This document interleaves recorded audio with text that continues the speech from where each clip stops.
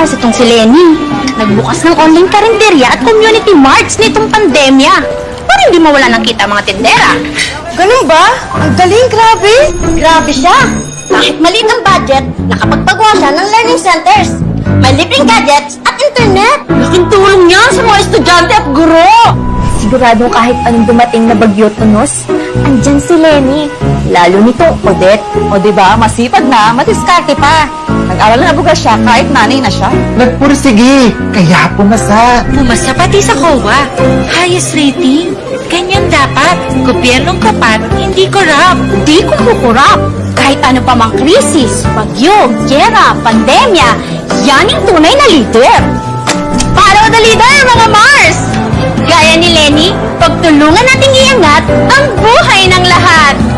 Chika natin ang mga nagawa ni Lenny Robredo, ha? Pati sa mga asawa at jowa nyo. Panalo natin to!